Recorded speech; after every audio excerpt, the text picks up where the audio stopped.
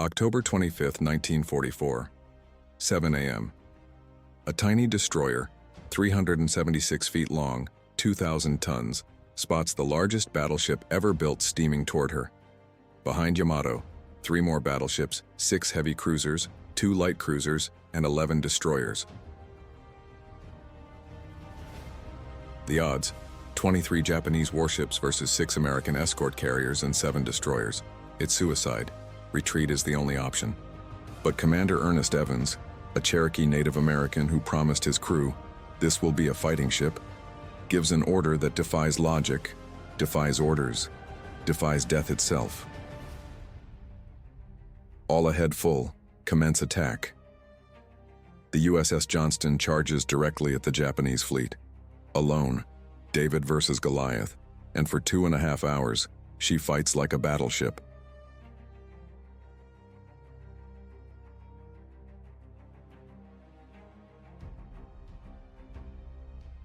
USS Johnston, DD-5537, was a Fletcher-class destroyer commissioned on October 27, 1943. At 376 feet long and displacing 2,050 tons, she was designed for escort and anti-submarine warfare, not surface combat against capital ships. On October 25, 1944, Johnston was part of Taffy 3, Escort Task Unit 77.4.3, protecting the American landings at Leyte Gulf, Philippines. At 6:58 a.m., Japanese Vice Admiral Takeo Kurita's center force, 4 battleships, including the 72,000-ton Yamato, 6 heavy cruisers, 2 light cruisers, and 11 destroyers, appeared off Samar Island. Commander Ernest Evans immediately attacked, charging the Japanese fleet and firing over 200 rounds and 10 torpedoes at heavy cruiser Kumano.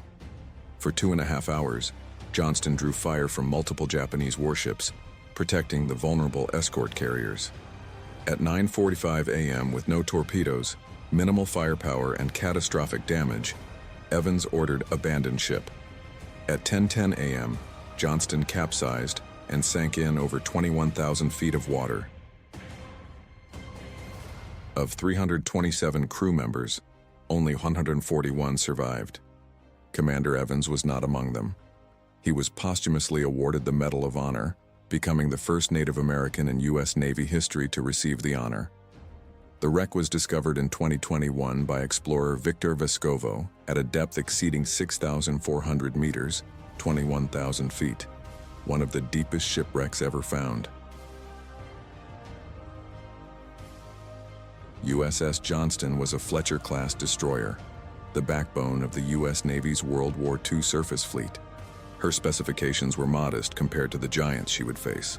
Length, 376 feet, displacement, 2,050 tons standard, 5 5-inch 38 caliber dual-purpose guns, 10 21-inch torpedo tubes, 2 quintuple mounts, 10 depth charge projectors, speed, 38 knots maximum crew, 327 men. Commissioned in October 1943 under Commander Ernest E. Evans, Johnston was different from the start. At her commissioning ceremony, Evans, a Cherokee from Oklahoma and one of the few Native American officers in the U.S. Navy, told his crew, "This is going to be a fighting ship. I intend to go in harm's way, and anyone who doesn't want to go along had better get off right now." For a year, Johnston proved herself in the Pacific, providing gunfire support during the Gilbert and Marshall Islands campaigns, screening larger ships, hunting submarines, but nothing could prepare her crew for what awaited off Samar.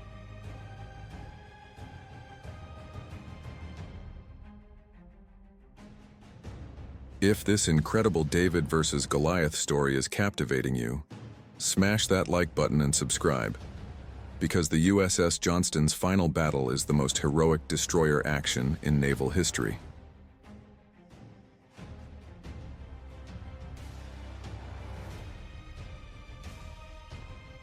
October 20th, 1944. American forces landed on Leyte Island, Philippines, General Douglas MacArthur's long-promised return. To protect the landings, the U.S. Navy deployed 3 task units nicknamed Taffy 1, Taffy 2, and Taffy 3.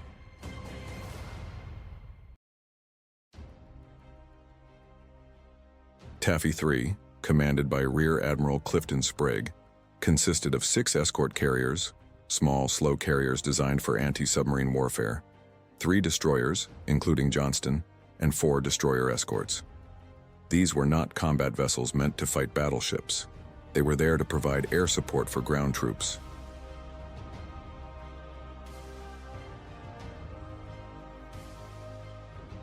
Meanwhile, Japanese Admiral Takeo Kurita commanded Center Force, the most powerful surface fleet Japan still possessed. His mission: break through to Leyte Gulf and destroy the American transports disrupting the invasion. American Admiral William Bull Halsey was supposed to guard the San Bernardino Strait with his powerful battleships and fleet carriers. But on October 24th, Halsey took the bait, a Japanese decoy carrier force to the north, and sailed away, leaving San Bernardino Strait unguarded. Kurita's fleet steamed through the strait unopposed. October 25, 1944, 6:47 a.m. A pilot from Taffy 3 radioed an impossible report. Enemy surface force of 4 battleships, 7 cruisers, and 11 destroyers sighted 20 miles northwest of your task group and closing at 30 knots. Admiral Sprague couldn't believe it. His escort carriers had a top speed of 18 knots. Kurita's battleships could make 27 knots. They couldn't run, they couldn't hide. And 6 escort carriers with 450 troops aboard couldn't fight 4 battleships. But Commander Evans aboard Johnston didn't wait for orders. 6:58 a.m. Yamato opened fire at 34,000 yards, 17 miles. Shells weighing 3,200 pounds screamed through the sky, each one capable of obliterating Johnston with a single hit. Evans didn't hesitate. Without orders from Admiral Sprague, without waiting for the other destroyers, he gave the command. All ahead, full. Commence attack. Johnston accelerated to 38 knots, laying a smokescreen to hide the carriers, and charged directly at the Japanese fleet. Alone. 1 destroyer versus 23 warships. 7:10 a.m. At 10,000 yards, point-blank range for naval combat, Johnston opened fire with all 5 5-inch guns. For 10 minutes, she pumped over 200 rounds into heavy cruiser Kumano. Shells designed to sink submarines ripped into Kumano's superstructure. The cruiser caught fire. 7:16 a.m. Johnston fired all 10 torpedoes at Kumano. 1 struck home, blowing off the cruiser's bow. Kumano veered out of formation, flooding and burning. She would survive, but she was out of the fight. But Johnston's audacious attack drew every Japanese gun within range. 7:24 a.m. 3 14-inch shells from Battleship Congo slammed into Johnston's hull. 1 penetrated the engine room, destroying 1 engine and killing dozens of men instantly. Another hit the bridge, wounding Commander Evans, his left hand nearly severed, shirt burned off, face covered in blood. Evans refused medical treatment. Wrapping his mangled hand in a handkerchief, he continued commanding from the exposed bridge wing. Johnston lost power, speed, and steering. She went dead in the water for 20 minutes while damage control teams performed miracles. By 7:45 a.m., she was moving again, limping at 17 knots, but fighting. 9:30 a.m. For 90 minutes, Johnston became a 1-ship navy. She engaged Japanese destroyers attempting to torpedo the carriers. She fired at cruiser Yahagi, forcing it to turn away. She positioned herself between escort carrier Gambier Bay and closing Japanese cruisers, deliberately drawing fire to save the carrier. "Commence firing on that cruiser. Draw her fire on us and away from Gambier Bay," Evans ordered. Japanese battleships, cruisers, and destroyers concentrated fire on Johnston. Shells tore through her thin hull. Her main mast collapsed. Her last operational engine was destroyed. Her forward gun mounts were knocked out one by one. But she kept firing. With only 1 gun operational, Johnston's crew manually loaded and fired, engaging targets until the ammunition ran out. 9:20 a.m. An 18.1-inch shell from Yamato, the largest naval gun ever mounted on a warship, struck Johnston 2/3 down her length. The explosion split the ship's keel. Fire erupted everywhere. The bridge became untenable. Commander Evans moved his command to the fantail. His face and body were covered in burns and shrapnel wounds. But he stayed calm, assessing damage, giving orders. 9:45 a.m. Johnston was surrounded, dead in the water, burning, listing heavily. Evans gave the final order. Abandon ship.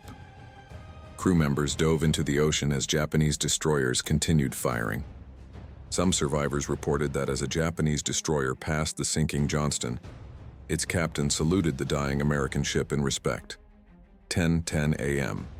USS Johnston rolled over and sank stern first into over 21,000 feet of water. Commander Ernest Evans was last seen on the fantail refusing to abandon his ship. His body was never recovered. Of 327 crew members, 186 died, including Evans.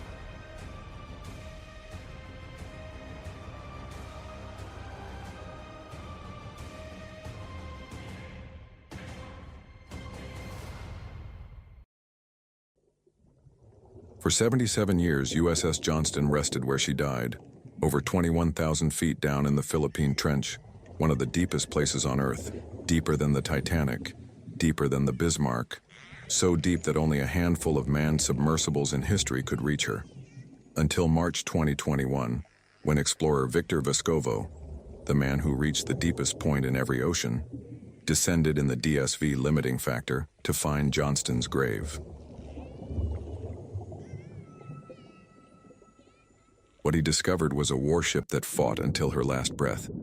As we descend past 1,000 meters, sunlight disappears completely. The Philippine Trench is one of the deepest places on Earth. Only sonar and the submersible's lights pierce the absolute darkness. At 21,080 feet down and over 4 miles, the pressure is 650 atmospheres, enough to crush a car into a soda can. The temperature is barely above freezing. This is the deepest combat shipwreck ever found.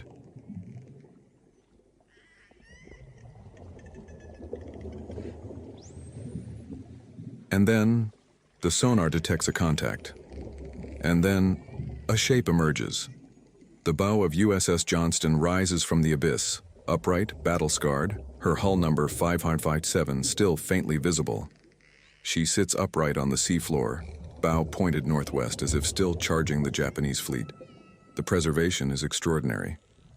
At this depth, with minimal oxygen and near-freezing temperatures, corrosion slows to a crawl. Johnston looks like she sank yesterday, not 77 years ago.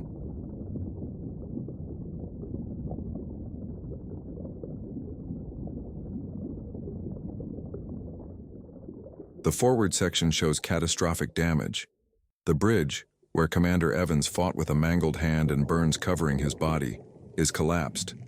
The main mast lies broken across the deck, but her 5-inch gun mounts remain in place, barrels still trained toward where the Japanese fleet would have been. Johnston's hull is riddled with shell holes, dozens of them. The starboard side shows concentrated damage where Japanese cruisers and destroyers focused fire. Each hole represents a shell that killed men, destroyed equipment, but couldn't break the crew's fighting spirit. The bridge area shows the hit that wounded Commander Evans. The structure is collapsed, burned, twisted, yet he stayed there, commanding his ship, until the bridge became untenable. Amidships, the massive crater created by Yamato's 18.1-inch shell is visible, a gaping wound that split the ship's keel. This was the fatal blow. After this hit, Johnston was doomed. But she fought for another 25 minutes. The torpedo racks are empty, every tube fired, every weapon expended. Johnston gave everything she had. The 5.5-inch gun mounts show varying degrees of damage. Some are twisted, blown off their mounts. Others remain in place, still aimed at the enemy. The crews fought until the guns were silenced or ammunition exhausted. The stern section, and where Evans moved his command after the bridge became uninhabitable, shows where he gave the final order to abandon ship. This was the last place anyone saw him alive. Personal effects littered the debris field: shoes, utensils, helmets. Each item belonged to someone. a 19-year-old seaman from Kansas, a 24-year-old gunner from Brooklyn, a 35-year-old chief from Texas. They fought impossible odds. They saved the escort carriers, and 186 of them never came home.